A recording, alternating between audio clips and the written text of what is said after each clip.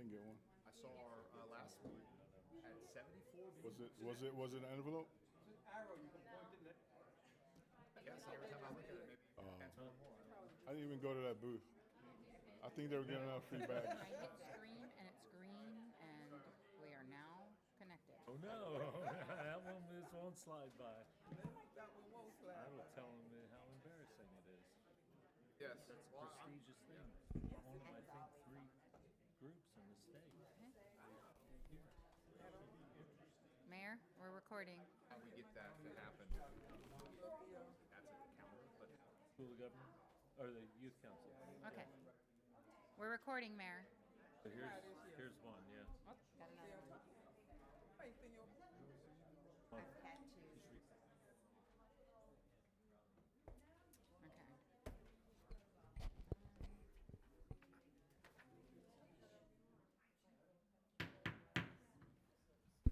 Good evening, everyone. I want to welcome you. I want to call the regular City Council meeting for the City of Orange City to order for Tuesday, August 27th, 2024. Roll call, please.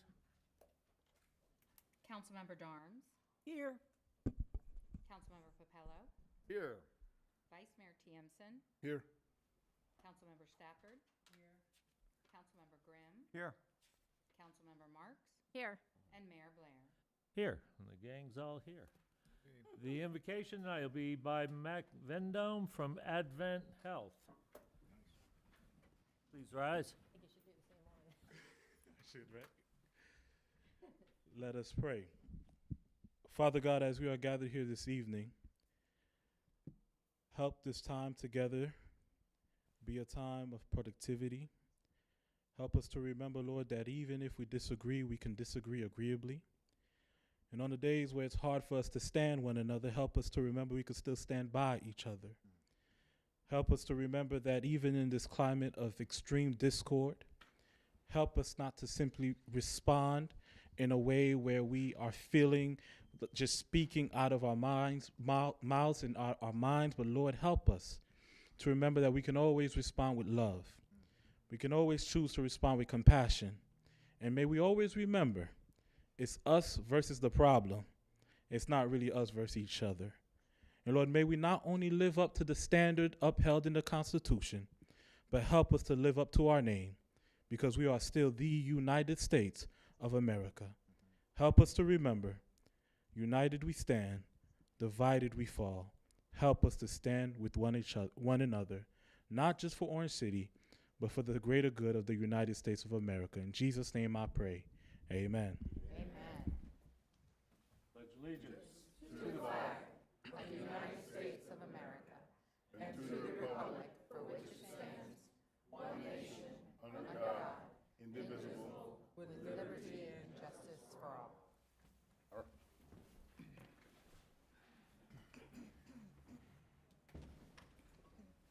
Thank you, sir. Excellent. Item number 1, absences. Shall the absence of Alex Tiamson from the August 13th, 2024 regular city council meeting be excused? I was definitely sick that night. Chills, body ache, fever. I figure I shouldn't have come. I felt it. I was telling the mayor I felt as bad as when I was listening to Alabec's expletives on that microphone. That's how bad I felt. So it was pretty bad.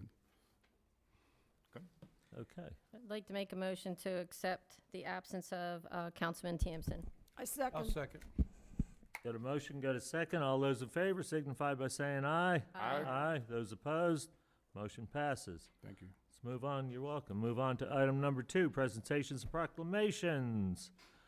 Florida League of Cities Municipal Youth Council Community Service Contest Award presentation by Aaron Russell, who came down from Tallahassee from the Florida League of Cities to present our youth council with an award that I believe only 2 other groups in the state got, correct? Yes, correct. So we are quite proud of that. That's Yes. great. Aaron, I'll turn it over to you. Thank you, Mayor. And good evening, Mayor, members of the council, staff, and citizens. As stated, my name is Aaron Russell. I'm the Member Services Administrator from the Florida League of Cities, which is located in Tallahassee, Florida. And just for the benefit of the audience members who may have never heard of the Florida League of Cities, we have served as the united voice for Florida's 411 cities, towns, and villages since 1922. And our mission has remained the same since the beginning, which is to protect local decision making, which allows your local voices to make local choices. And so I want to take a moment to say thank you to the city for being an active and dedicated member of the Florida League of Cities. Tonight, it is my honor to recognize the Orange City Youth Advisory Council, who was selected as a winner in the 2024 Youth Council Community Service Contest. For this contest, the league asked youth councils to submit a project that addressed a local need. And so youth councils were required to submit a narrative that addressed the prompting question. And as you alluded to, this is a statewide contest open to all youth councils in the state of Florida, and only 3 youth councils are selected as a winner. The project that the Orange City Youth Advisory Council submitted was their Reading in the Park event that happened this February during I Love Reading Month. The event was created to promote literacy in children. More than 60 families joined this event. Children received free books, and multiple story times were held, including readers like Mayor Blair and members of the Youth Council themselves. Additionally, local vendors were invited to provide resources and activities for those in attendance. And so the event's goal was to not only promote literacy, but to foster a sense of community engagement here in Orange City. And the Youth Advisory Council did just that. Was a representative able to come? Yeah, and say we've got a things? So couple can I of them. invite the Come on representative up. Okay. Anybody else with you guys? Thanks for coming. Awesome. So on behalf of the Florida League of Cities, I'm here to present you with the trophy for the 2024 Youth Council Community Service Contest. Congratulations and keep up the good work.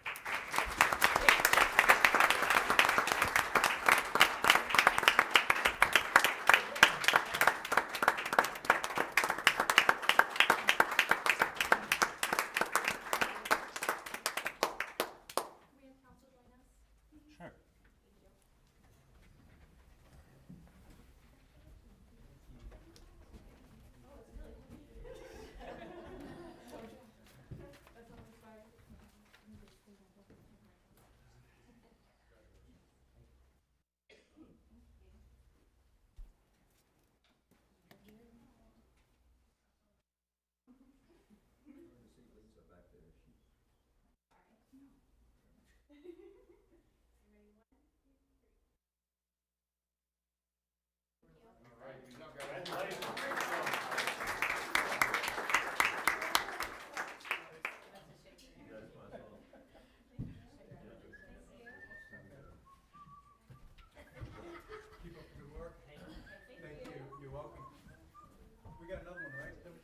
Yes, stay down there. Yep. Aaron, thank you very much. We appreciate all that you do and all the league does. And most of us, as you know, were at the League of Cities conference last week down in Hollywood. And you guys do a great job, and your support, your education, and especially for the youth councils. I really want to thank you for that. So appreciate it. Okay, next. 2B, Parks and Recreation Photo Contest Award Presentation. Maddie McAllister. And our winner is Jennifer Shear. So come on.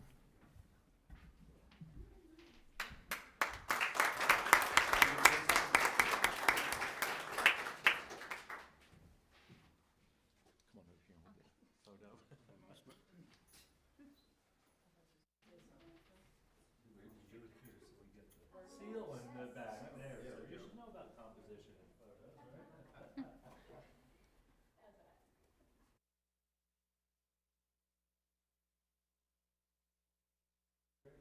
Congratulations.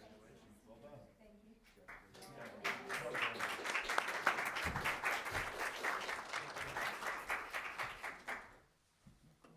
No, I've lost you guys.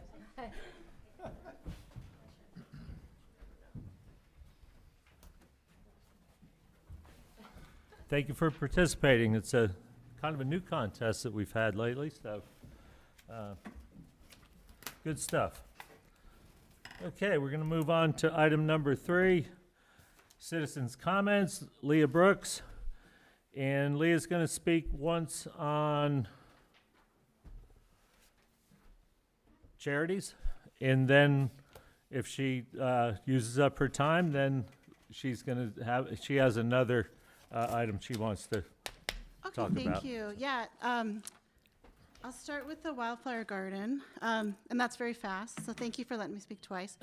Leah Brooks, 313 West French Ave. I just want to say thank you to the council members and the city staff, Maddie and Ashley, for attending the meet and greet at the Alberta's Wildflower Cottage. And I got an email from the Florida Wildflower Foundation, and they said, "Thank you, Leah, for the warm welcome Thursday. Your garden is beautiful, and I think it is so wonderful how your community has come together in support. It looks great. Again, the support that your city has for the garden is phenomenal." And I agree. And I am very excited about that. Let me know if you have any questions about any other projects. We would be happy to help. You might want to use some of the same species that are in your demonstration garden in your median. Remember to keep your receipts. Your contract ends June 30th, 2025, and you need to provide itemized expenses. Thank you again, Rose Canane, Florida Wildflower Foundation. So thank you. Thank you for coming. Thank you for Yeah. doing it. It's beautiful. You did a very nice job. And Yeah, it's I gorgeous, saw them put the isn't it? placards out there this week. It Yeah, looks oh, very those are nice. beautiful, aren't they? Yeah, okay, so I guess we can start the clock over for Yep, 3 minutes? she's Okay. Reset it. Again, Leah Brooks, 313 West French. A couple of years ago, then Councilman Jeff Allenbach led the charge to have the council vote to give 4 nonprofit organizations, including the organization he is president of, sums of money on a yearly basis in the budget. These organizations kind of got a blank check to fund their various projects. Orange City Blue Springs Manatee Festival Incorporated receives $5,000 a year. The Cirrhosis Club receives $5,000 a year. Everybody is Somebody Incorporated gets $2,500 a year. And the School of Government gets $1,500 a year. Because these are nonprofit organizations who are partially funded by tax dollars, I have asked the first 3 for annual reports. I haven't received the reports, but they do have until September 5th by law to provide them to me. Any financial information they do have has been provided by the city at my request. Jeff Allenbach is president of the Blue Springs Manatee Festival. Julie Bertrand is president of the Cirrhosis and also the treasurer of the Blue Springs Manatee Festival. And Lori Scotton is the second vice president of the Cirrhosis Club and is running for mayor. The Cirrhosis Club reported in 2023 that they had $64,000 in the bank, multiple streams of income, and the haunted house alone netted them $26,000. They donated a couple of thousand to undisclosed organizations. I can't tell because their financial report is pretty limited. The Manatee Festival was able to give away roughly $23,000 last year to various organizations through their funding, including the Catalyst Global Youth Initiatives, of which Jeff Allenbach is the director of. They donated $1,700 to the Cirrhosis Club, but please remember that the Manatee Festival and the Cirrhosis Club share board members and appear to be sharing funds. From what I can see, neither of these clubs really needs $5,000 of our tax money. They do good work. I'm not cutting that down, but this is our tax money. But yet the Cirrhosis Club asked for another $300 recently. Most of these organizations also read in-kind services up to about $15,000, of which I have no issue with, as long as all charitable organizations and events have equal consideration. We know how in-kind services are being spent. They're not blank checks. This is a pickle, guys. It doesn't look good. It looks even worse when city employees are using the Cirrhosis Clubhouse to hold free parties, or when Anthony Popello suggests the council members give up their salaries so they can continue funding these organizations. I don't know exactly if this is about money or about the accolades one gets when someone has a pocket full of money and can fund their favorite projects and organizations, a checkbook that is funded in part by the city. Frankly, it becomes more concerning when organizations who share board members pass around funds to each other. And I wonder if I've just scratched the surface. I haven't yet received the financial statements that I've asked for. Maybe I'm completely off basis, and I hope I am. I really do. But you decide. It's your responsibility. I'm just a citizen who has red flags. Thank you. Good timing. Wow. I was Wow, impressed. I'm impressed. Yeah. Whoa. Thank you. That never happens. You're welcome. Do you want the financials I have so far? Give it to the clerk and Gotcha. they'll make record of it. All right, Lori Scotton. If anyone else wants to speak, now's your chance. She's the last one for the evening. Good evening. I'm Laurie Scotton, address 836 Arawana Drive. And I'm here tonight because at the last meeting, we were supposed to appoint some gentlemen for the Historic Preservation Board. And I just wanted to speak on that briefly. There's currently only one person there, so obviously there's not enough people to have an impacted decision-making or advisement. There's two gentlemen that came to the last meeting seeking appointment, and two more that want reappointment. Both of the hopeful appointees were excited and looking forward to the opportunity to serve the city. The city advertised on Facebook they were accepting applications. Why then was it tabled until after the election? That really makes no sense, besides trying to possibly dismantle the board and politically stack it in their advantage for after the election. Let the people who are seeking appointment have a real shot at it. Give them the opportunity to serve on the board. I kindly ask that the council to reconsider their decision and fill the vacancies now, not after the election, but now. Thank you. Thank you. I was wrong. We have one more. And this is Oren Goodbye. Great, thank you. Thank you. I think you've got a little slideshow too? I do. First of all, One. good evening and thank you for having me. And I'm sorry that my back's toward you, but thank you, Chief Miller. My name is Oren Gabai. I am one of the owners of Decision Tactical. We are a one-of-a-kind tactical training facility based in Sanford, Florida. I'm not sure how many of you have been, but it is the only one of its kind. We've been all over the world, and we've created something that you won't find anywhere else. We've already, in the 6 months that we've been open, have had federal, state, and local law enforcement agencies train at our facility, and we would love to show you what it is that we do and invite you to come out and see it. And I'm sure we can all benefit from the training. Oh, we do have sound. All right, this isn't the video. There were three of them. That's not the video you want? No, there's one that says FBI, the one that we use for the FBI. In the meanwhile, I'll continue speaking so we don't waste time. Sure, that would be great. Sorry, there we go. So we've actually, this was done for the FBI. Hey, put some pressure on me. Raise your hand! Raise your hand! Boom! Let's go! And this is Sanford training at our facility. So you can see that it is almost like Disney. You have actual sets of malls, street scenarios, diners, homes. Can you get up at all? Active shooter response. You'll see above her, there's active shooters. Our ultimate goal is to provide the training to save lives. Our motto is to save lives, not only for civilians, but also for law enforcement, to give them the training that they need and deserve to be able to protect us and themselves. Blue, blue, blue, You'll blue, see blue, blue. that some of our technology is all proprietary technology. By the way, we do have a kitchen for those who want to come in, because it is open for civilians as well. This is our technology. We're using a Block 17. It has a training. We have a green screen where we can put live actors on the screen for hostage situations, for de-escalation. Our reviews are phenomenal, and every law enforcement agency who's come in has said that it is it's absolutely essential to give their agencies the proper training that they need. We're here just to let you know about us, because I would imagine at some point in time, the Orange City Police will come in. We'd love to have you. I mean, we'd love to have you to be.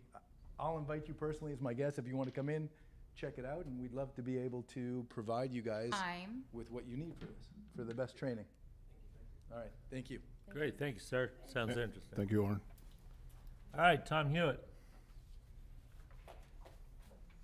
If anyone else wants to fill out a yellow slip, last call.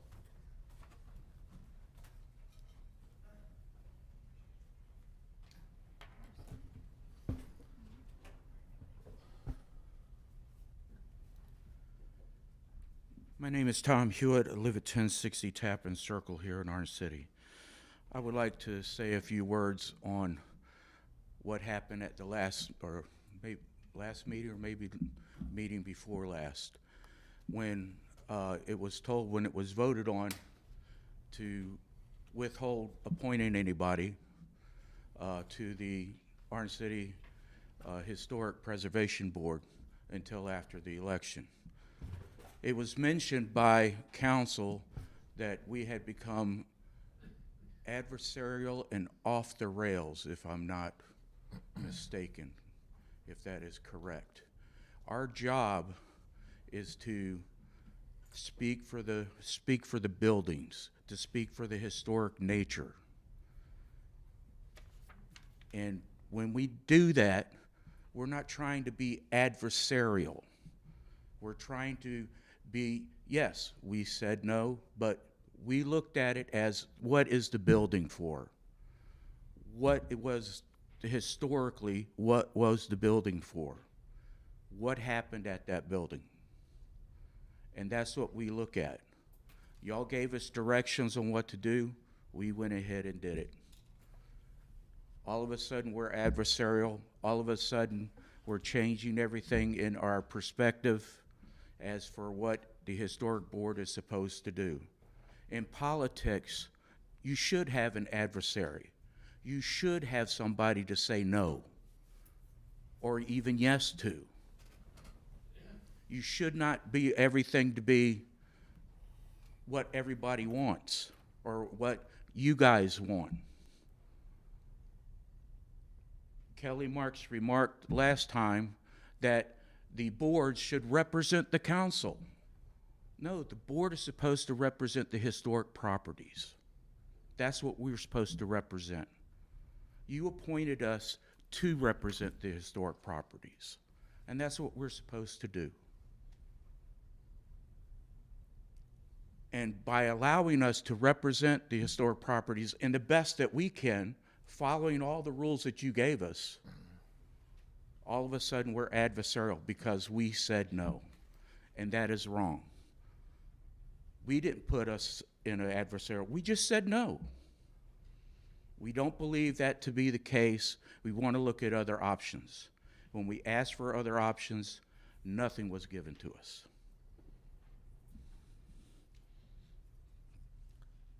Thank you, sir. All right, we're going to move on to the consent agenda. Mr. Mayor, I'd like to make a motion to... Hang on a second. No? I believe, Mr. Mayor, that there was one item on the consent agenda that we were Oh, we're going to pulling. pull. So I think that would be appropriate to receive a motion to continue that matter until it's brought back by staff. This is agenda item 4A. So if we could receive a motion to continue agenda item 4A, and then you can act on the remaining items in the consent agenda. Excuse me? There's one remaining. I understand. So the first action I would recommend is a motion to continue agenda item 4A until it brought back by staff. So moved. Need a second? Second. Got 2 seconds. Okay. So we're going to pull 4A. 4A to a time uncertain. If you could have a vote on that for the council's. Yeah. Yeah. That's the idea. Yes. Right. Okay. All right. We can do it head nod on that. Just- okay. All those in favor? Aye. Aye. Those opposed? Motion passes. So we'll move on to the rest of the consent agenda, which is just one other item. You're going to need a motion on that. I'd like to make a motion to accept 4B on the consent agenda. I'll second. Got a motion, got a second. Christine, go ahead, might as well. Councilmember Stafford? Yes. Councilmember Grimm? Yes. Councilmember Marks? Yes. Councilmember Darms? Yes. Councilmember Pello? Yes. Vice Mayor Tiempson? Yes. Mayor Blair? Yes, and the motion passes. Let's move on to 5 ordinances, first reading. 5A, ordinance number 683, an ordinance of the city, oh, Mr. Reichman, I'm stealing your thunder. I have no problem, Mr. Mayor, if you want to read these things. You're getting paid. Okay, okay. Well, hopefully for more than that, but that's part of it, absolutely.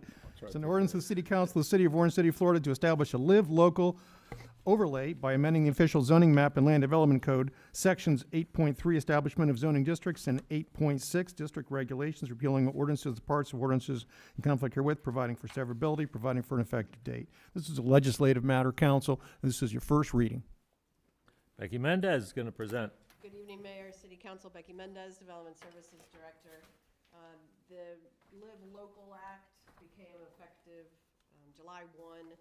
Its intent of the act is to fund and incentivize affordable housing by preempting the city's ability to use height, floor area ratio, and density standards, and exempts the public hearing process for qualifying developments, and which will be tax-free for 30 years. A qualified development is an average of the median income in our area, which is $48,000 annual wage, and then a maximum percentage of that can be used towards rents. So in our case, a $1,459 per month rent on average. There's a lot of different things that go into that calculation, room size, family size, and things of that nature. But if at least 40% of the units are affordable as is defined, they will be tax-free for 30 years. Previous actions, the City Council approved the moratorium on March 12th. You all discussed, I went through pretty line by line the text amendment. We went into a lot of detail on that July 9th meeting. You authorized staff to advertise the public hearing, and here we are. Planning Commission forwarded the amendment to City Council on August 22nd for approval, so it was just last week. No one from the public spoke for or against the amendment at that meeting. So I'm going to go briefly. If you want to stop and delve into any particular item, we can, but I'm going to go, I think you're fairly familiar with the act and why we're here, and we do have a deadline to meet so that we can approve and adopt the ordinance prior to the ending of the moratorium. So the Live Local overlay will be applied to our commercial and industrial properties only, which are indicated on the zoning map. This is this is Volusia Avenue. This is Enterprise that splits. CG1 zoning classification to the north part. This is 472 that curves up here. CG2 is the darker brick color, and then this light purple is industrial, which is I1 zoning classification. So this overlay creates standards for development for Live Local properties that are considered qualified, and how those properties might be developed. We also updated the zoning matrix to add a list of permitted and conditional uses that would be allowed within those projects, and also the schedule of lot building regulations as well, which are really just a cut and paste from our existing zoning classifications. We just want to make sure that they're applicable to the new projects. The act does require that qualifying developments be mixed-use residential, but they didn't define what that term was. This ordinance defines that term, and it requires each project to be mixed use, meaning they have to have the non-residential uses built concurrently with the apartments. So how the mixed-use area is on a whole citywide basis for that entire zoning classification. This is on a specific property case-by-case basis. So it's a little bit different than we implement, but the standards are really the same. We're just pulling it down into a smaller site-specific. The affordable units, again, 40% of the units have to be affordable as that's defined. It can be 100% affordable if they so desire, but those, if it is a mix of market rate apartment units and affordable units, they have to be mixed within the same building. You can't, if it's a 5-building apartment complex, you can't designate one of the buildings as the affordable units.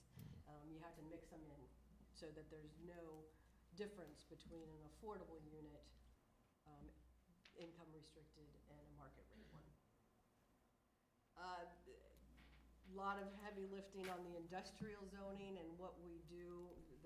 Currently, the industrial zoning classification does not contemplate any residential uses within that zoning classification.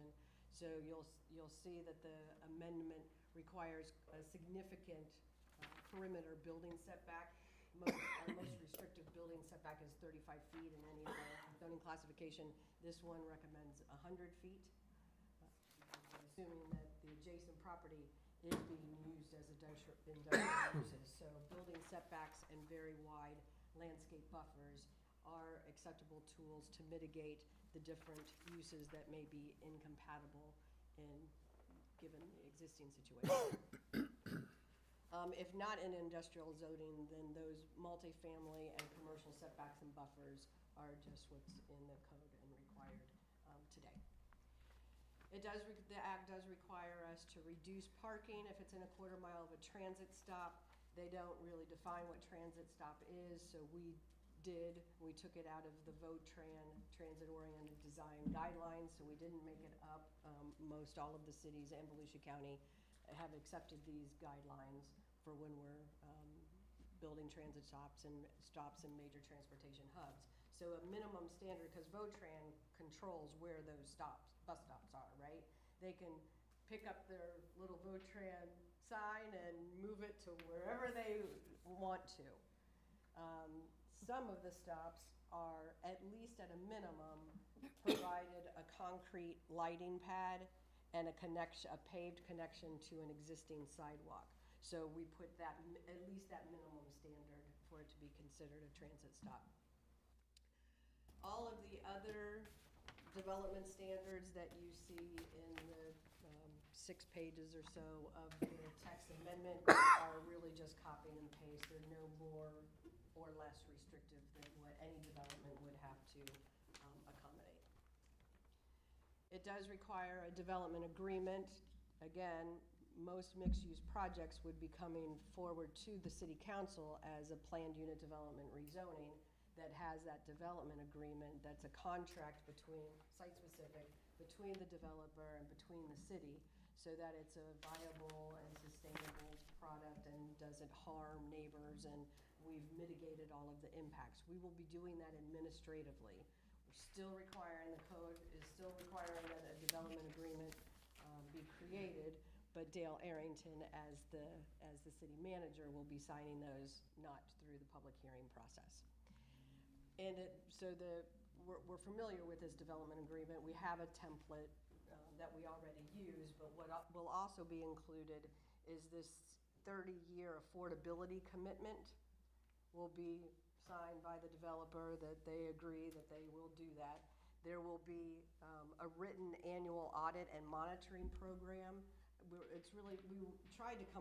were going to come up with a template, but I think these are really going to be case-by-case basis, so we're going to work that out through the attorney's office when the development project comes in, because it's going to be so site-specific. And then the provisions for affordability commitment violations, right? So we're going to collect money from the applicants annually. We're going to have a attorney's office, maybe Bill Reisman's office, may not be, might be a different attorney's office that specializes in doing this thing, because we do not have the staff to do that monitoring program, and set out what happens if they violate it, and who is noticed, when are they noticed, what are their repercussions. We'd like to stop giving free taxes away, I think would be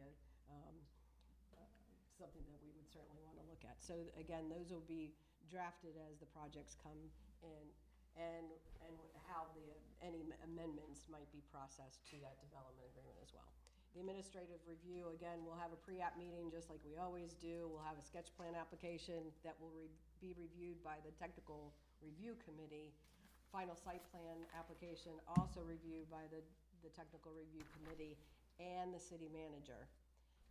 If those applications are denied for any reason, because they failed to comply with some other aspect of the code, we're only preempted in a little window. So if there is something in justification to deny administratively the program, the application, they will have to wait 12 months before they come back to ask. And we will, at your second and final reading, we'll be bringing back that revised fee schedule on a separate resolution that simply allows us to collect annually, just like we do with the site plans and subdivisions and rezonings. We have the developer pay us a deposit, if you will.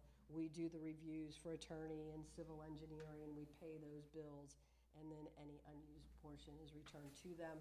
This will just be another deposit on top of the one that they would have already had to submit. The Planning Commission, again, has forwarded this ordinance to City Council for approval at their August 22nd meeting. We are here at first reading, and staff recommends that we schedule a second and final reading for September 24th to allow more public input. And if anybody has questions, we can work those out. So I am here if you have a question. Mr. Thompson.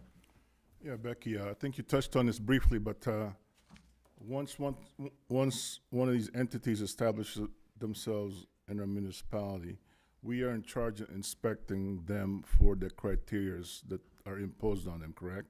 Correct. That's going to cost money, resources, and time. What's our plan of getting compensated for this? Are we looking at the builders having to pay for that? Because this is long-term. Correct. Yes, for the review, they will, and it's kind of like what we do now. So if they submit a site plan application today, we typically require about anywhere from a $5,000 to a $10,000 deposit, and we hold that. The finance department holds that and creates an account, and we pay our civil engineer that we consult with. We pay Reichman's. What I'm specifically talking about is inspecting them to make sure that they're in compliance, that they're charging the proper amount to the residents, because it's reduced housing costs and all the other parameters that they have to abide by. We have to do the inspection. Who's going to pay? Who's going to pay for that? They will. Okay. They will do the same thing. So they'll be giving us a deposit amount for us to hire a private consultant firm to annually inspect their books. Outstanding. And it's pretty detailed on what will go into that monitoring program, right? But the city staff will not be performing those audits. We'll be responsible for making sure they're giving us the annual deposit, and that we've contracted with the private consultant on a continuing services basis. You know, we'll be monitoring that contract with the consultants, but the developer will be paying that bill. Great, Becky, thank Absolutely. you. Ms. Marks. Council, could I just Sure. interject a little bit?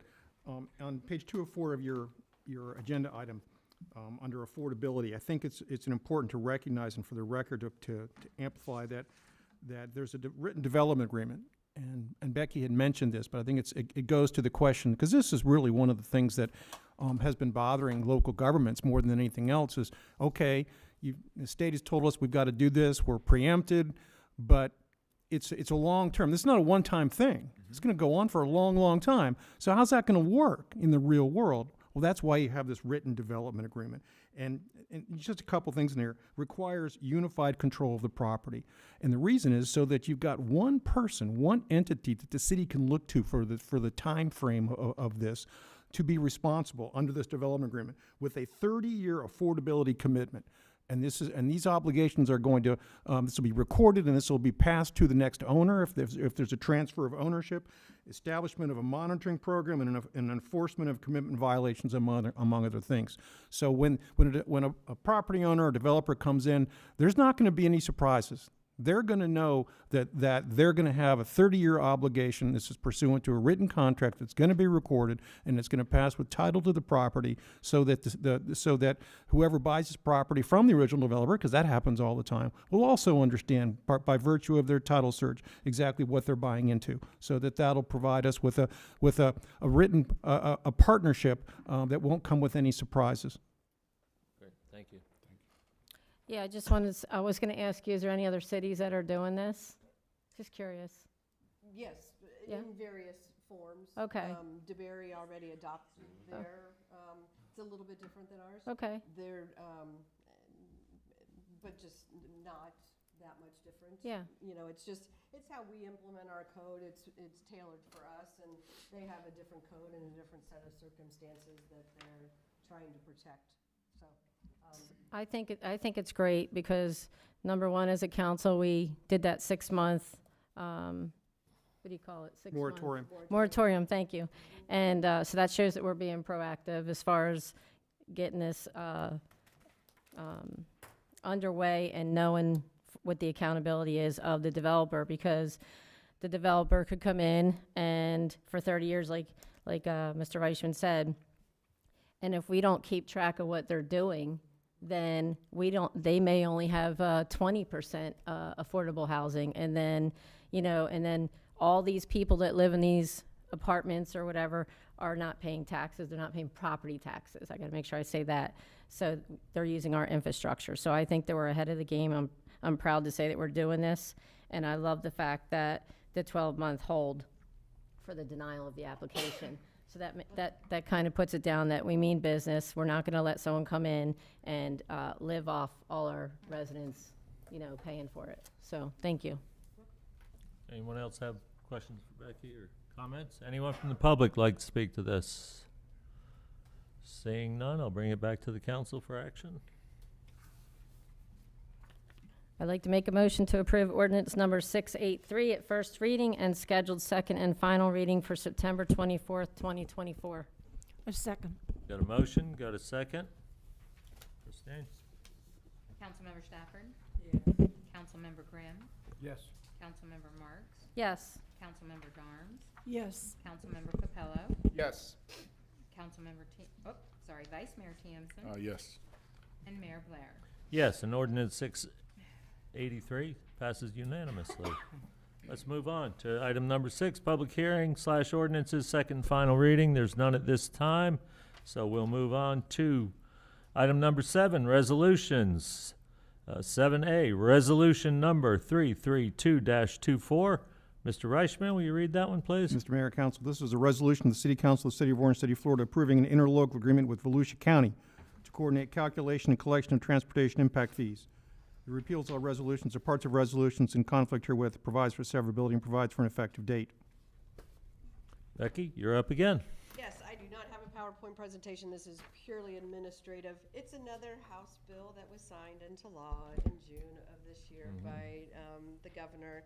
And it requires local governments charging overlapping transportation impact fee to coordinate the calculation and collections through an interlocal agreement. So we do have overlapping transportation impact fees. Volusia County charges for all new development, new starts. So a new commercial building or new houses or apartment buildings. Every new building coming up out of the ground is charged a county transportation impact fee unless they have been previously credited through a proportionate fair share, traffic mitigation agreement that City Council and County Council approve. So all new development is charged county transportation impact fees. They are also charged city transportation impact fees. That is not the case in every city in Volusia County. I think there's only 1 or 2 that don't have their own transportation impact fees. They've chosen to do them in a different way, a mobility fee. Anyways, in our case, we do have overlapping.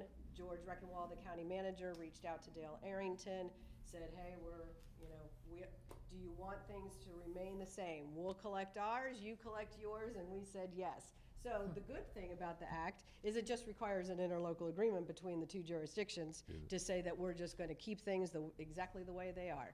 We have all done our impact fee studies. The fees are good. Neither one of us are disputing them, and we are not disputing the calculation. So we will, if the City Council so approves this resolution, we will get the signature and send it over to Volusia County, and they'll schedule it for County Council. They'll be doing that with most all of the cities.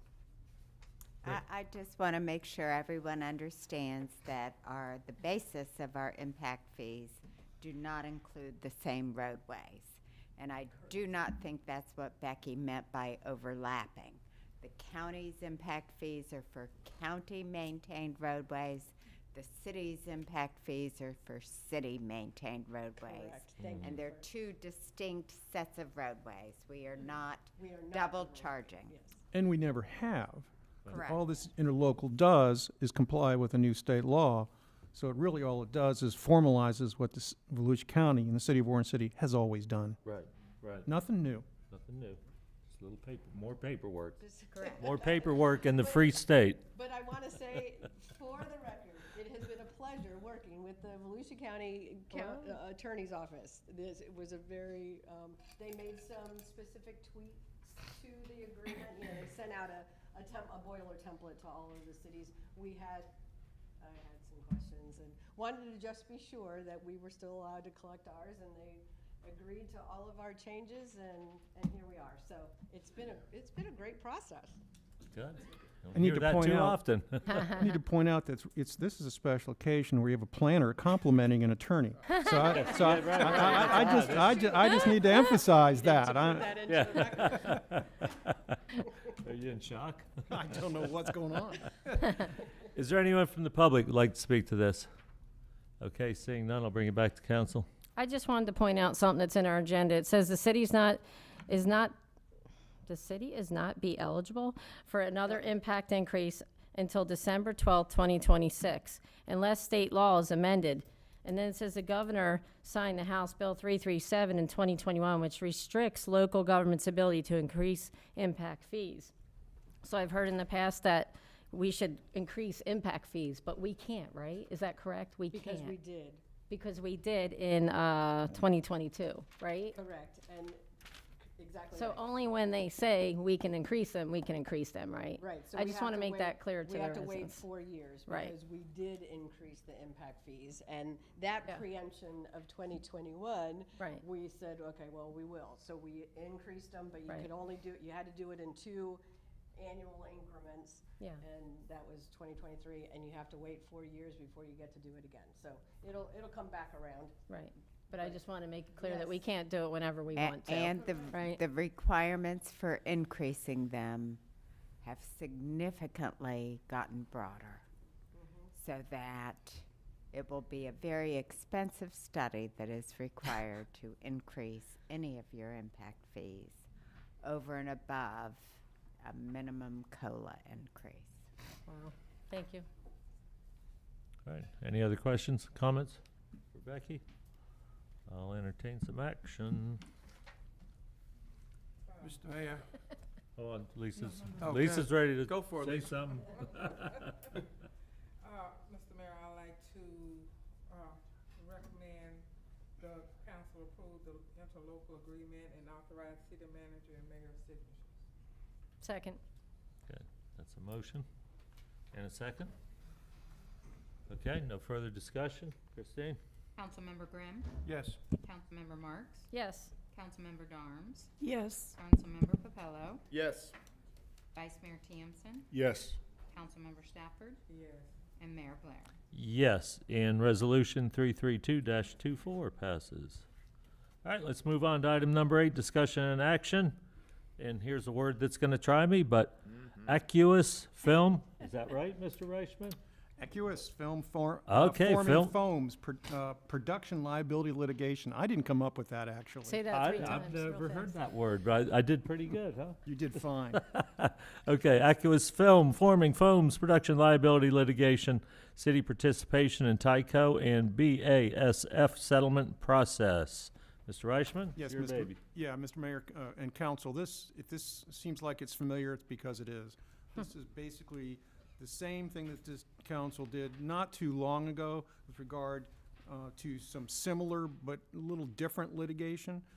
This had, the action you took before had to do with 2 other large corporate defendants. That had to do with DuPont and 3M. And this is 2 different large corporate defendants, Tyco and BASF, as you just mentioned, Mr. Mayor. This all starts out with some compounds that are referred to as PFAS, P-F-A-S, another big word, polyfluoroalkyl substances. And I'm going to tell you, because I had to read all this to get ready for you know, this has been going on for a while.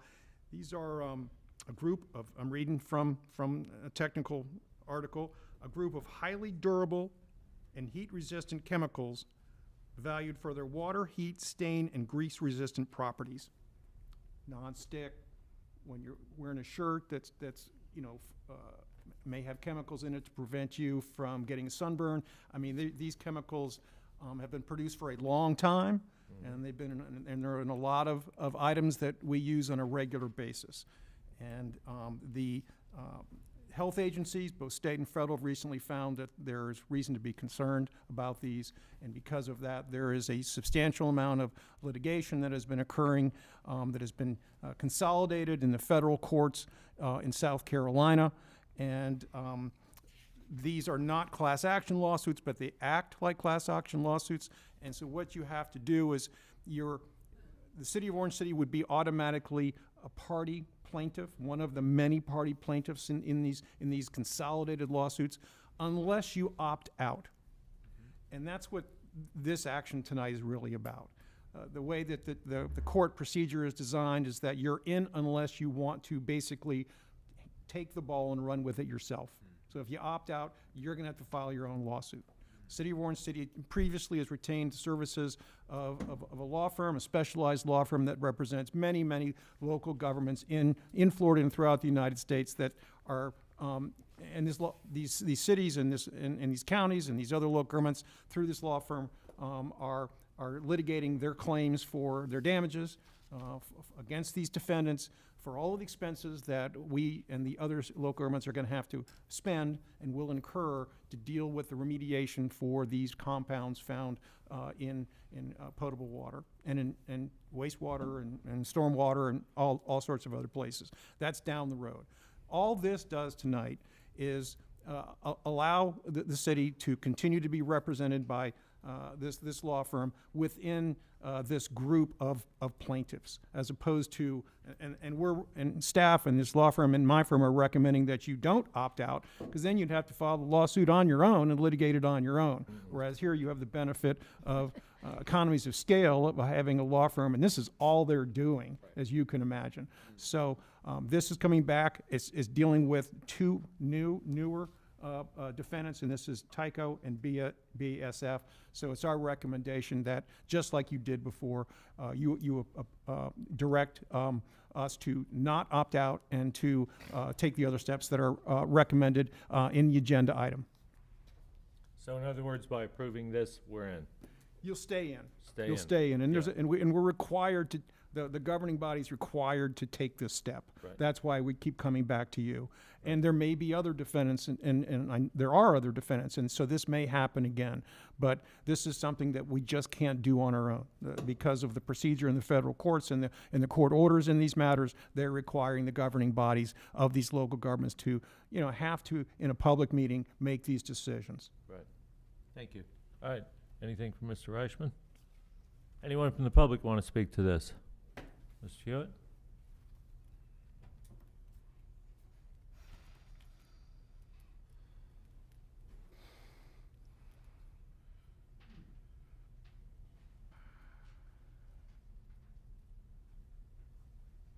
Tom Hewitt, 1060 Tappan Circle, Orange City, Florida. I know, Mayor, you were having a hard time getting your lips and tongue around the words verbiage at aqueous film forming foam. Yes. In the Navy, we called it AFFF, right? And what it was used for, it was used to combat Class Bravo fires, which is petroleum oil-based type fires. What it did is, with the water that you shot out, it came in a 5-gallon can. You stuck a liter hose down in it, and it shot out a foam that would cover the surface, so thereby keeping the fumes down. Because, as anybody knows, petroleum products really don't burn. It's the fumes that burn. And what it did is it coated the surface of the area, and it allowed the fumes not to form and come up and ignite again in fire. So I just thought I'd let you know what it was, so that way you know what you're dealing with. And a lot of public fire departments have also used it in the past. It's an excellent product, but it does have its drawback because it's a chemically based product. Great. I Thank just you thought for I'd let that. you We know. appreciate it. Thank you. Yeah. Anyone else want to speak to it? I'll bring it back to council for action. Can I just ask if there's impact in our own water as we are doing the measurements? Yes, we There is? do. Yes, our fire department never used that, and the PFAS chemicals are, that's an excellent example that Mr. Hewitt gave, but they are found in far more contaminants than what you were speaking of. We do have them in our drinking water when you test. They're at low levels. But the level that EPA has set for this is not in parts per million, it's in parts per billion. It is very, very low. So we proactively started testing for these some time ago. And as you will recollect, the strategic plan that you have adopted for your water facilities includes bringing on board a filtration system for eliminating these. If you will remember when Plummer Consultants presented that to you, it included developing a entire filtration system to make sure that our water is of And great the quality. filter will proactively eliminate that Yes. that chemical? So, and it comes with a very hefty price tag, one that is beyond the ability of our water users to pay for all by themselves. Hence the need to join in the lawsuit. And as you will see when you read your last Friday communication, we have been proactively seeking grant funds and have been awarded. I want to say, Robert, it was about $4 million from the Florida Department of Environmental Protection to commence design of our filtration system. Just to be clear, there's active lawsuits on these companies for a material that's causing negative effects. At the same token, it's still being used, correct? Correct. So I think, you know, some of them are still being used, some of them are not. And I think what, you know, most commonly, when you read the common everyday people's literature about this, we call them forever plastics. And That's another concern of mine. that's, you know, people are saying be careful using your plastic containers. Don't drink out of your water bottle more than one time, if at all. You know, watch what you're doing with your plastics. They're forever. So that is the contamination that somehow has leaked through the Floridan aquifer in very minute amounts, but, you know, you want to have clean water as best you can. Thank you. Yeah, I don't want anyone to take from this that we are facing this by ourselves, that we're the only jurisdiction. This is throughout the Volusia County, this is throughout the state of Florida. This chemical is found in the potable water and stormwater and wastewater of jurisdictions throughout the United States. That's why there are a massive number of plaintiffs in these consolidated lawsuits. And because the expenses, can you imagine just for Orange City, and you multiply that times cities and counties and other agencies that provide these type of utility services, the amounts of damages are just tremendous. So we can only do what we can do, and that is to try to get our fair share to make sure that the impact on our taxpayers and our utility payers is minimized to the largest extent possible. And that's what, now getting back to the action before you tonight, this is just a small step towards that long-term objective. And I can tell you that you need to be proud of your Public Works Department. They have been extremely proactive and not reactive to this issue. And the action again tonight is just to make sure this is about the money.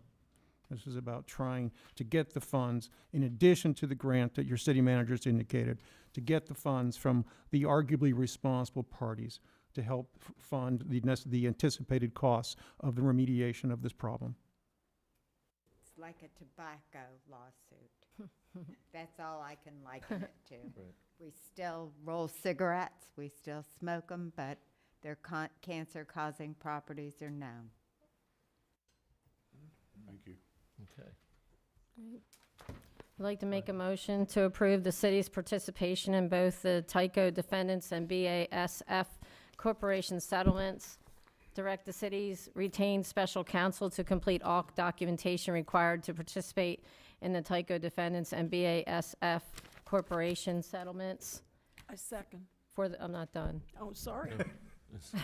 Remember now, a lawyer wrote this. You gotta give her time. Come on. Speaking along. I worked with lawyers for 20 years. I get it. She's just getting All started. right, go ahead, finish.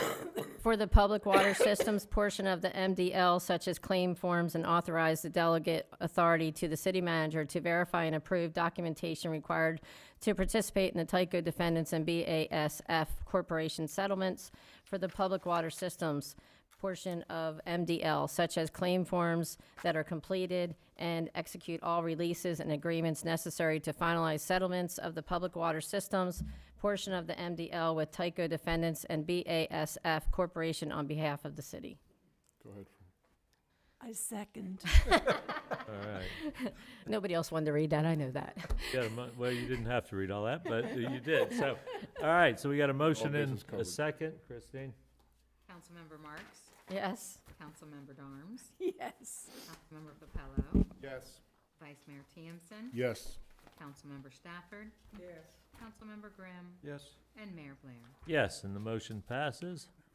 Let's move on to 8B, consideration of amended sponsorship request, Backpack Buddies, September 19th, 2024, food drop, in-kind services, and special event application. Maddie? Good evening, Maddie McAllister, Public Information Officer. I bring before you tonight an amendment to a previously approved in-kind service sponsorship with an additional special event application request. So it'll be going over both.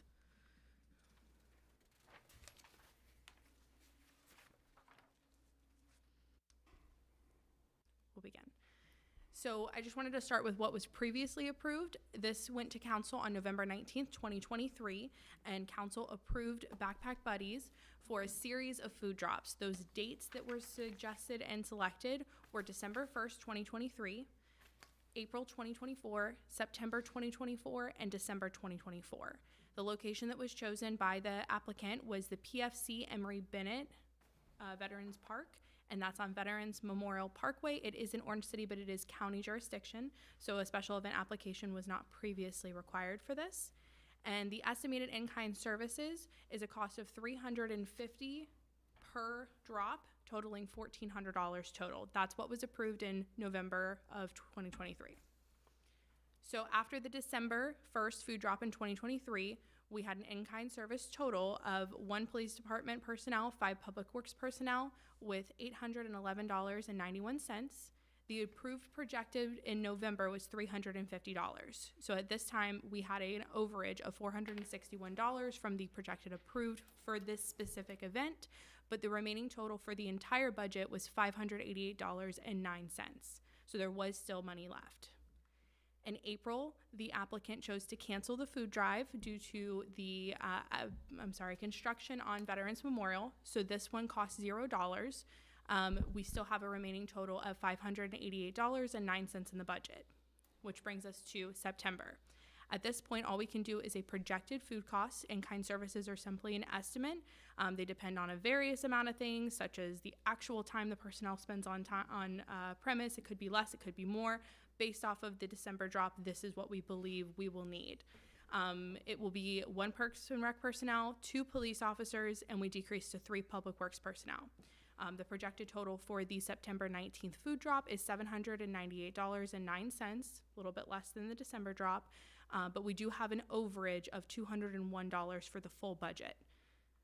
So that's what brings me here this evening, is we are asking for the $201 to be approved. This went to the sponsorship committee, and the sponsorship committee's recommendation was for approval. I just wanted to outline some of the adjustments that were made. In December, we had 1 police officer needed for traffic control and 5 public works personnel. The change in location has required us to change our staffing. With the September 19th food drop, we are going to be using Valentine Park, which we'll go over in the special event application. And with that, we'll need 2 police officers, one for the entry point and one for the exit point. That was not needed at, PFC. We will also need 1 park specialist to empty the trash, ensure park flow, those things, and then 3 public works personnel for traffic cone layout, barricades, and this one will be the large Publix truck. So we'll need to have Public Works unload the Publix truck with a forklift. We call it a cat front loader, I believe. So all of those things are what you're seeing is the difference in the cost from the 811 down to the 79. Can't see behind Christine's head, 790. We're moving into the special event application portion of this. Staff reviewed the special event application. I know there's a lot of writing, so I'll go over it very briefly for staff recommendations. The first one is a certificate of insurance, or COI. The applicant will need to turn in an updated COI with listing Orange City as an additionally insured, which means that we are covered.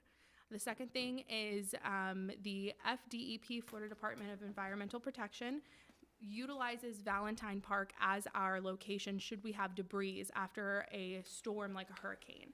So because we're in hurricane season, we wanted to at least make sure we were covered. If we do have a hurricane, if there's a state of emergency declared, the event would be canceled as required by FDEP. The applicant is aware of that. And then assign responsibilities to just make sure that the applicant is aware that city staff will be present to place barricades, place cones, do the front loader. Police department will be on scene for traffic flow. Anything else will be required by the applicant. So if there is any sort of traffic in the park, questions, things like that, we will not have personnel on scene to answer those questions and help. So which brings me to our discussion and action item this evening. Our first motion would be discussing city council and if they decide they want to sponsor the $201. And our second one is to see if we want to approve the special event application for use of Valentine Park. So 2 items. 2 items, 2 motions. Yes, Mr. Mayor, I'd like to recuse my vote due to being the president of Backpack Buddies. But I'd Okay. also like to step down for a second and just add something that she might have missed. Sure. Okay. Absolutely. Councilmember, just for the record, you're also going to submit the appropriate forms pursuant to Chapter 112 with the city clerk. Thank you.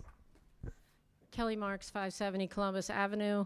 I just wanted to add that she had mentioned that they were going to unload the Publix truck with the fork, and it's actually the Publix truck and the Second Harvest Food Bank truck, just to be clear. And the only reason is because Valentine Park is mostly dirt and grass, so we cannot push pallet jacks there, so that's why we asked for that. Thank you.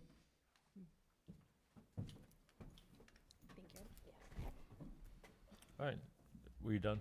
with Yes, your- sir, that's all I Okay. Anyone have any questions or comments for Maddie?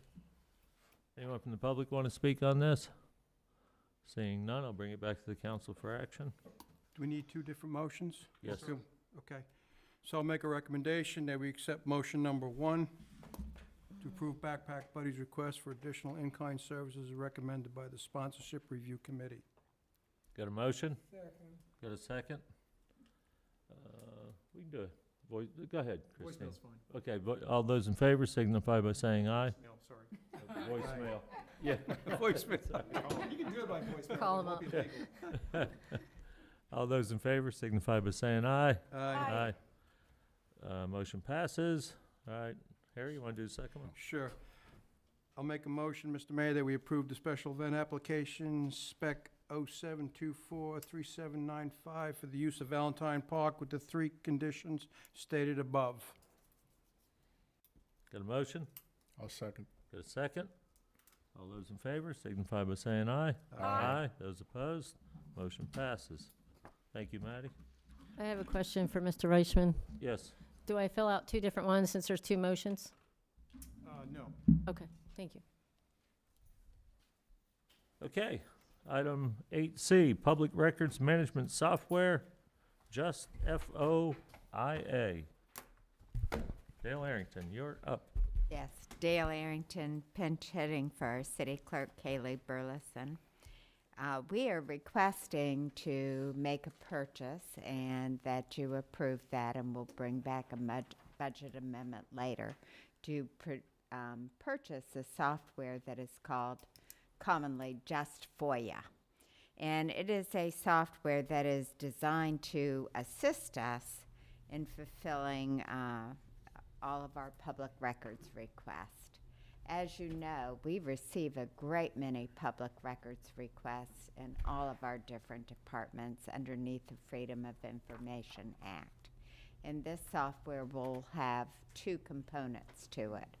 One, it will allow either a citizen to directly request information by filling out online forms, or they can call up and request or come in and request, and we can then input their request into the program.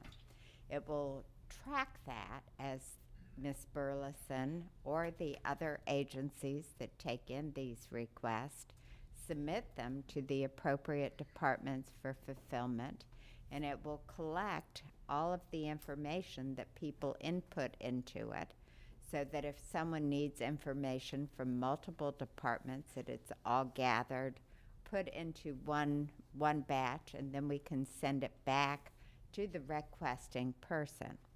That will really make it easier on the agency and Ms. Burleson to keep track of all of the many requests we have and make sure that we fulfill them on a first-come, first-served basis if possible and in a timely manner. What it also does is it deals with one of the issues that we've recently had a couple of problems with, and that is redaction. If you've ever read through both federal and the state laws regarding what can and cannot be made public, you will find that it is very confusing. And we have an event that occurred that I want to be very forthcoming about with you that precipitated us taking a look at this software. And that was, we received a public records request from one of our citizens who requested information regarding a computer system that the police department uses that is housed by the Florida Department of Highway and Safety and Motor Vehicle Safety. And it is a driver's application and vehicle information database, commonly called DAVID. We requested, trying to do a good thing for this citizen, the information from the DAVID system, which is administered by a third party, and provided it to that citizen. He later turned around and he said, "I don't think you should have given this to me. It contains sensitive information." When we learned that, we contacted our legal department, who in turn, in fact, we contacted two legal departments, our normal legal department and our insurance legal department that handles our cybersecurity and data type claims, and asked both of them to take a look at it. Ms. Ulmer, who works for Bill, contacted the Florida Highway Safety Group and talked to their Chief of Policy and Administration and Records Management, as well as their General Counsel, and got back in written documentation stating that they thought the release of the information was appropriate, as we had checked all of the public record boxes in making that. She then issued an opinion stating that we had provided the information and it was a legitimate and well done public records request fulfillment. At the same time, or not shortly thereafter, we got in an opposite opinion from our other attorney. Can you imagine? You know, so we did what any good staff person would do. We had a big meeting, And we all worked it out and decided that it was in our best interest and in the best interest of our citizens and everyone involved that we just go ahead and purchase for those people whose driver's license information we let out in fulfillment of the public records request, a 1-year monitoring program through Experian. And we are in the process of doing that. Getting the driver's license information was pretty easy. Getting their actual living addresses is proving a bit more challenging because it's not a legitimate police function for us to request that. We're putting Q through that department with everybody else.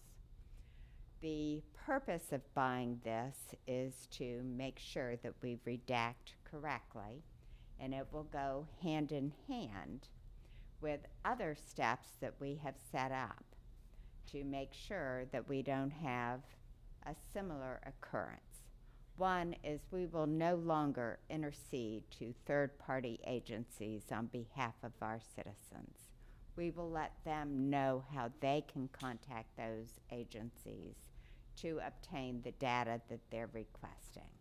I think that will prevent us from making any future misinterpretation of the data someone else is giving to us. And that is what the law requires. It does not require us to intercede on behalf of our citizens to obtain information. And in addition, we have started always putting 2 sets of eyes on each public records request that is complicated. Some of them are easy. Sometimes people just want a copy of a section of the zoning ordinance, and that's simple. But sometimes they ask for hundreds of pieces of information involving our utility accounts, our police records, or our personnel files that could contain sensitive information. So we're going to slow down and do this and have 2 sets of eyes look at it.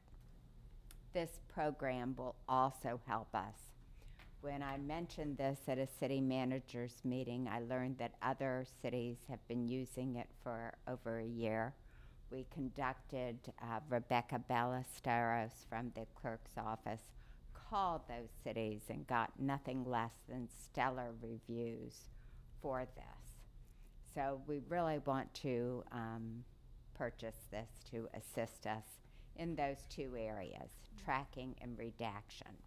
I wanted to make you aware of this story. I know that I've talked about it with each of you individually because the citizen who we initially gave the information to keeps writing to me, and he keeps wanting me to hold somebody accountable for it and make sure I've got the appropriate person facing the music, which when I read this, I interpret as, who are you going to punish or discipline for this mistake? And I want to make it abundantly clear to you all, I don't intend to discipline anybody for these errors. But I am holding everybody accountable for it. We are deeply accountable for protecting our citizenry and fulfilling the public records law. And I think this action of purchasing the software after doing a lot of research on it, as well as the other 2 items that I have told you about, really demonstrates how my office, how Ms. Burleson's office, and how Mr. Reichman's office holds themselves accountable for meeting the letter of the law and the intent of the law. Thank you. Good. Mr. Mayor, I just want to add one thing. You couldn't give a better summary of the situation which prompted the agenda item, but I wanted to say one more thing. Dealing with public records requests and all of the different steps that are required has become so difficult because you have hundreds and hundreds of exemptions. so every time you get this request, as your city manager indicated, sometimes it's very simple. They want to ask for the minutes. They want to ask for, folks want to ask for a portion of a code. They want a simple document. But that's not necessarily the way it always works. There's many public records requests that ask for your city clerk's office to go through reams of documents. And not just to find those documents, but then to go through each individual document, word by word, sentence by sentence, to potentially filter out information that's provided for in Chapter 119 of the Florida statutes to be exempted, because it's confidential. And then you have federal types of laws that overlap or have different types of requirements. And so I'm just trying to show that this type of software, like so many other parts of our lives these days, has become essential because it has gotten that complicated. And every year in Tallahassee, there are new exemptions, and then some that are sunsetted. And so you almost have to do it full time now as a city clerk to keep up. And so unfortunately, this is an expense that in order to comply with state law, and nothing wrong with state law, but it's gotten that cumbersome. And that's why my office would wholeheartedly concur and support the purchase of this product for your city clerk's office. All right. Any questions, comments? Mr. Thompson?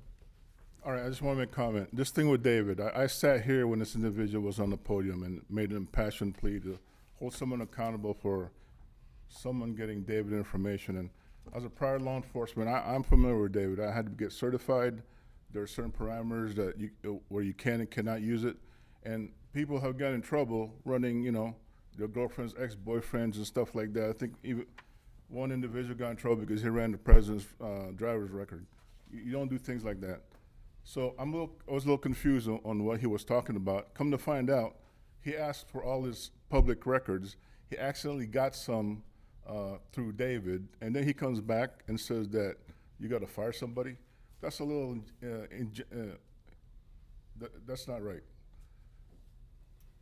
And to just with regard to this software, I agree wholeheartedly. I talked to the city manager a lot about this and also visit the city clerk's office, and they're inundated with public records law or public records request, which in essence, I think is a good idea. It's necessary to be transparent, but let's be clear. A lot of people use this as a weapon against us. They dig and dig and dig, or look for things, or get in your face until there's a time where you trip up, and then they use it as a content. And let's be clear about this stuff is monetized, all right? So if we're doing everything in good faith, and he got this record by mistake, let's just go on with our lives. We do need this software to make things easier on our staff, and I agree. We should get it. All right. Anyone else have anything? I totally agree. I think $15,000 isn't much to pay for this software, and it'll pay for itself in probably the first week. I wish I came up with it. Yep. So. All right. Excuse me? Do we go to the public already? Yeah, I'm gonna. All right, no one else has, anyone from the public want to speak to this? Okay, seeing none, I'll bring it back to council for action. Mr. Mayor, I'd like to make a motion that we approve the purchase of Just FOIA Pro Plus software for an initial appropriation of $15,517.25 for the fiscal year 2023-2024, and a recurring approximation or appropriation of $13,277.25 for fiscal year 2024-2025. I'll second that. Got a motion, got a second. Christine, call that one since we're spending money. Councilmember Papello, Yes. Vice Mayor Tiempson, Yes. Councilmember Stafford, Yes. Councilmember Grimm, Yes. Councilmember Marks, Yes. Councilmember Darms, Yes. and Mayor Blair. Yes, and the motion passes. Let's move on to item number 9, report, city manager. No report. Any questions, comments for the city manager? Seeing none, we'll move on to the city clerk's report. I guess Christine is No report tonight. Thank you sitting very much. in. Uh-oh, city attorney. Well, it's not a real big item, but I did want to, on our agenda tonight was pointing out that your vice mayor got sick and we had to excuse his absence. And I just wanted to make sure everyone, because this process was created some time ago, but in your charter, in section 2.09, it says that absence by a member from 4 consecutive regular meetings of the city council, four, shall cause the seat to become vacant unless such absence is excused by the city council. So because of that, and because a long time ago, there was a council member that was missing a good number of meetings. There was an issue of, well, were those absences excused or not? That actually came up as a defense to, the issue of whether or not to apply this section of your charter, your constitution. And so in order to do that, that's why you have this process where this council, and it seems clunky, but because of this charter requirement, if we don't do that, and heaven forbid we never have to deal with that again, but it came up once. And so this was a solution so that you wouldn't have the argument, well, I missed 4 or 5 in a row, but you guys never made a determination. You folks never made a determination whether they were excused or unexcused. So I just want to make sure everyone and the public understands that we're not just doing this to make everybody prove whether they were on a cruise or whether they were visiting grandchildren or whether they had a doctor's note, or something like that. There's a real reason for this. Right. Okay? Yep. All right, thanks. Thank you. Anyone have any questions, comments for Mr. Reichman? Okay, if not, we'll move on to new business. Seeing none, approval of minutes, we're not doing that. Council comments. Anybody? Ms. Marks? I just want to make a couple comments about some citizen comments about the Preservation Board. I don't think any of our intent was to dismantle the board. I think we all love the history here. I don't think that not appointing them to represent, it was said that the council, that they're not, how did he say it? That they don't want to, when we appoint them, they are an advisory. Thank you, sorry. Advisory board. And so, and I did get a comment from a citizen, they said, well, then we lose all our powers. And optics may say that, but I feel like we still take in whatever they say as an important opinion, or, what they feel about the history of the things that they're looking at, because they are the ones that are experienced in that. We are not, right? So we need them to advise us on those things. And I think it's very important that they are a board, and I have no intention of wanting to dismantle them myself. I don't know about you all. Let's see. The other thing I wanted to report was the Florida League of Cities that we went on the trip to get some education and training. And Mr. Mayor had asked us to bring some things to share with the council and our citizens. And so some of the things that I learned was, one of the workshops was called Communicating Our Budget. And when we go to these things for the council, we learn things that other cities do, and we get ideas from other cities of what they're doing. And there's some really good ideas, and they share that with us, and they have speakers. And with the budget, they were like, graphics is your friend. Tell the story on social media through graphics of what we are doing with our budget. A lot of our residents don't know exactly what we're doing with our budget if they don't show up at our meetings, or they don't watch our meetings, or they don't, read our newsletter, things like that, the other ways that we're reaching out. So they had a lot of different ideas. One of the things, I think it was Palm Beach Gardens, they had a little setup where they had residents come out, they had a table set up, and you could literally drop in ideas of what you'd like to see in your city and how you'd like to see us spend your money. I thought that was kind of cool just to get some feedback, because I think one of our biggest hurdles is that we can't read everybody's mind, right? We don't know what they actually want in the city. They had, that was called a hands-on budget activity for the citizens. They also said that it would be a good idea if our finance manager would do videos on social media to explain when some things go out, like some things that we paid for.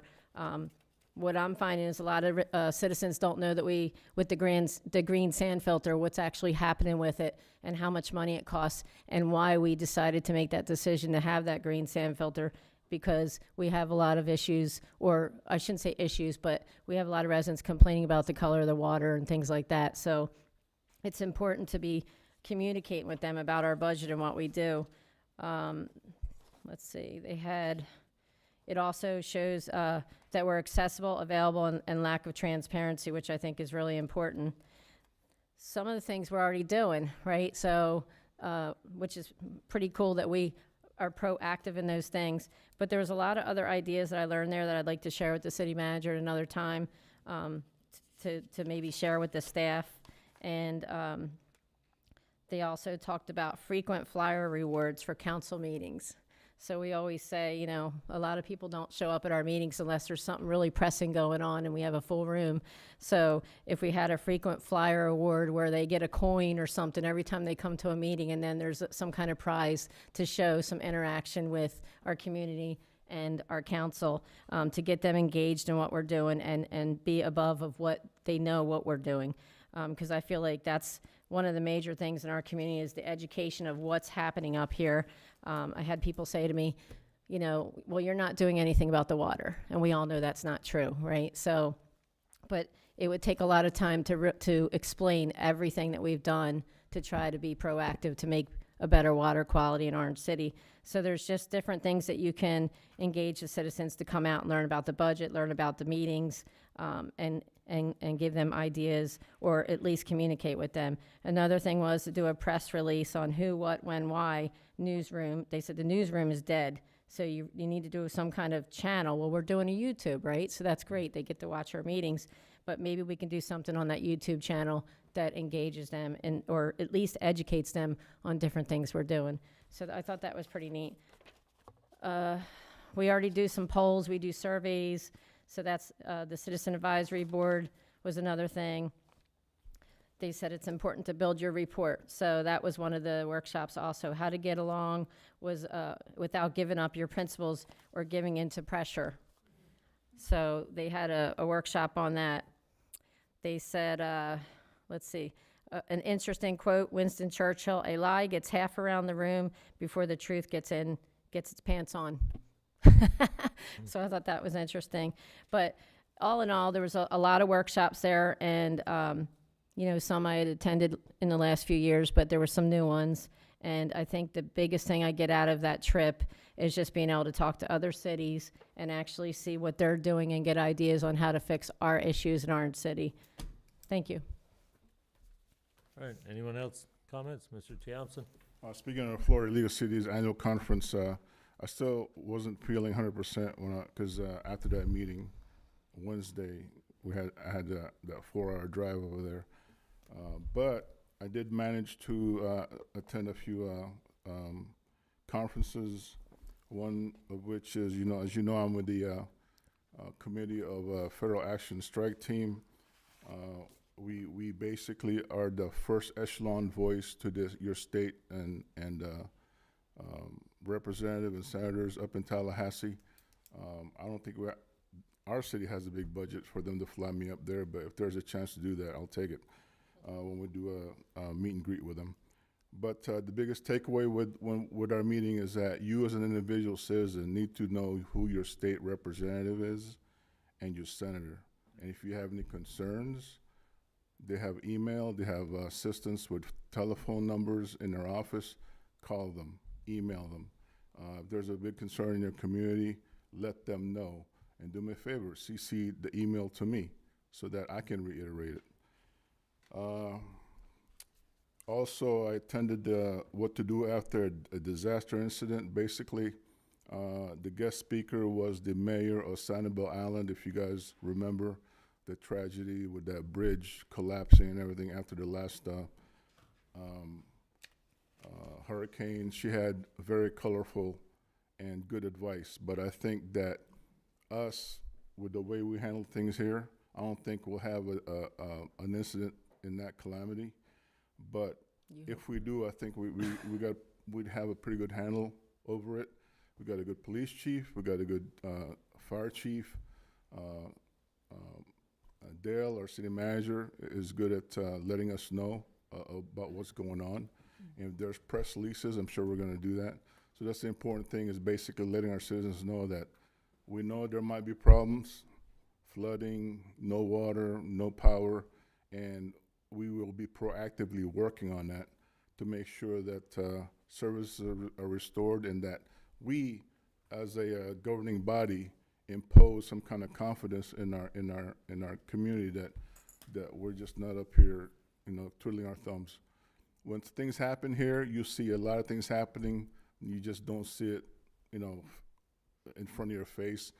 But I see public works out there. I see people working on your behalf. So just that's something to remember.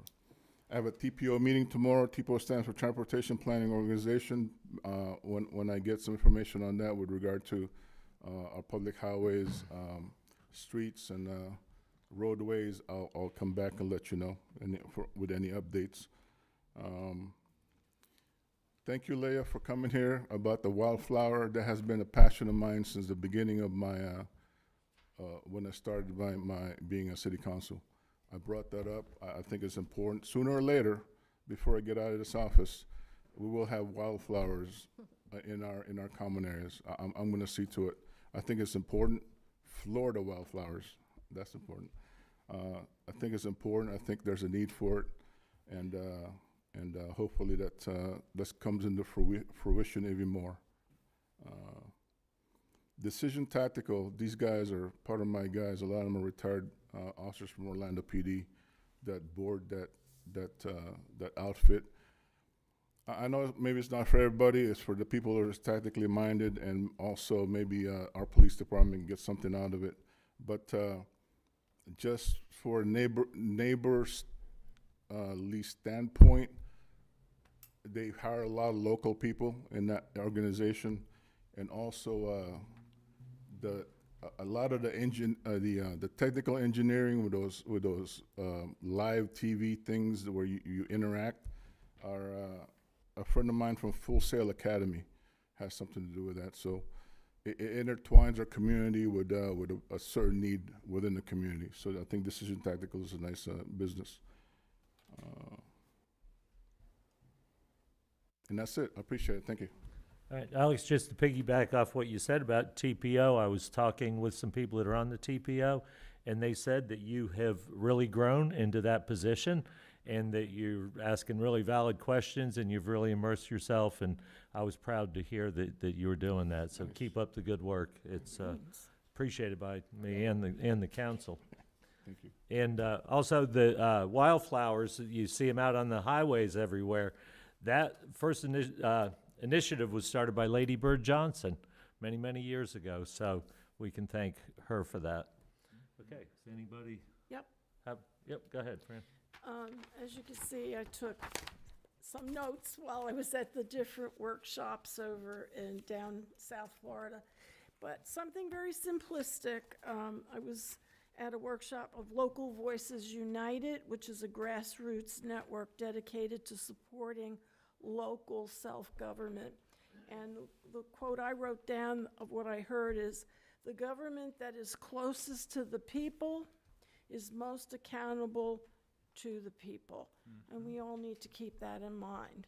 We need to actually, bounce back off of each other, and that's what I see. So if they thought that was important, I certainly think so too. Thank you. Great. You guys got anything, Anthony? I do. Lisa? Okay. Thank you. Thank you. I appreciate the opportunity to serve our community at the Florida League of Cities. I agree with what the council members were speaking to about the opportunity to meet with so many servants and their personal experiences. on everyday problems that we have in common and some that are very unique. So I think the overall experience has great reward for our community. Ultimately, it's implementation of thoughts and ideas. So it's really when the rubber hits the road is when that action really matters. So great ideas, bring it back, put it into action.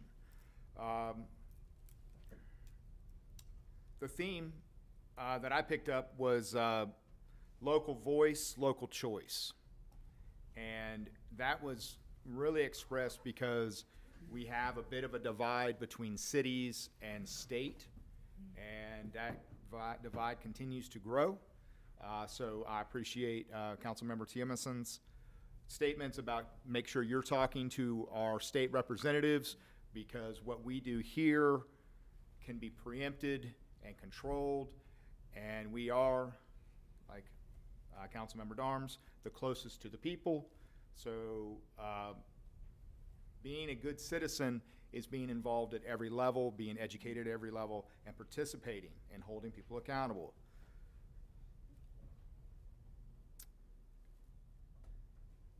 Couple quick notes.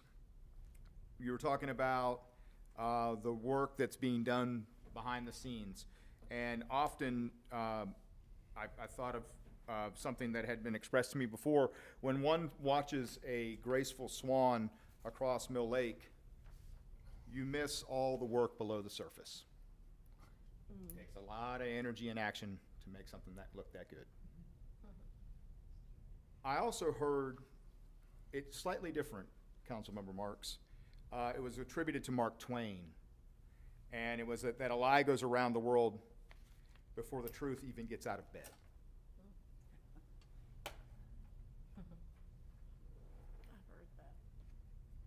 So I appreciate being in this position of responsibility and opportunity to serve. We started an invocation this evening. Some quick notes from that. Choose love. I think that's awesome. Stand together. And together is citizens first, staff, and council. And I appreciate what the youth did and the award that we received, because that really did foster a sense of community, and that's an awesome thing that we were a part of, that really is exceptional. So thank you, and I appreciate the opportunity. All right. Anyone else have anything? Mr. Mayor, one quick thing. Sure. What everybody else said is good, but AI is getting really big. A lot of cities are using this at a lot of different areas. They're using that. I also brought home a copy of all the bills this year that got passed and all the bills that did not get passed. So it's got some pages there. So I brought that home. And off topic, what would it take for us to get a new sign out front, a digital sign, like some of the other areas have?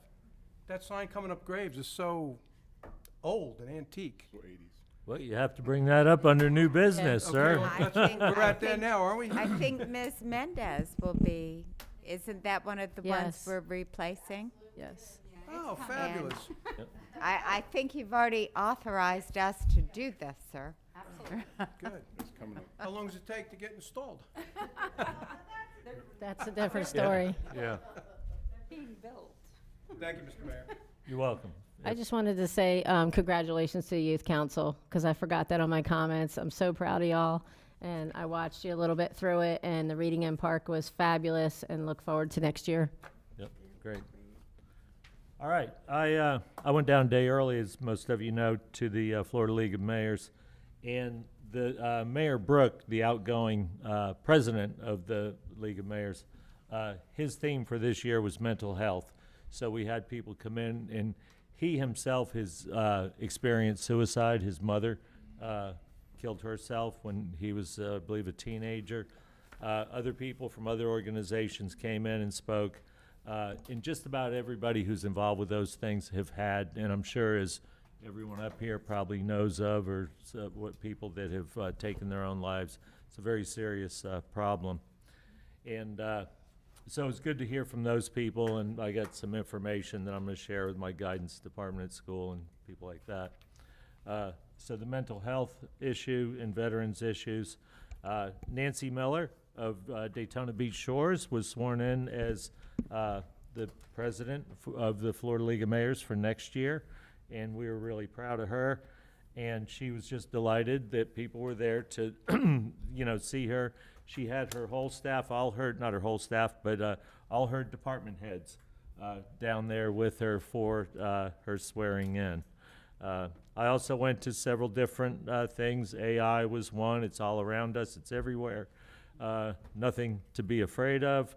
It's coming. You should just grasp it and not fight it too much. But there are safeguards in place there, you know, that we will need to put into place. Went to one on cybersecurity also. Alex, the breakfast on Saturday morning, excuse me, was with 2 or 3 other leagues around the state, and they encouraged everyone to sit at different tables, and they put cards out. And so I was talking to Lois Paritsky from Ponce Inlet afterwards, because she was involved in the organization of it, and she got a lot of pushback from people who didn't like having to sit with people from other places. And I think that's great. And you've heard me say this before when we do our local Volusia League dinners, sit with other people. You know, we see each other all the time, you know. So go and network, like others have mentioned tonight. It's great to network with, you know, people from other communities. And we had a great discussion. Lisa was at my table, and didn't we have a great discussion?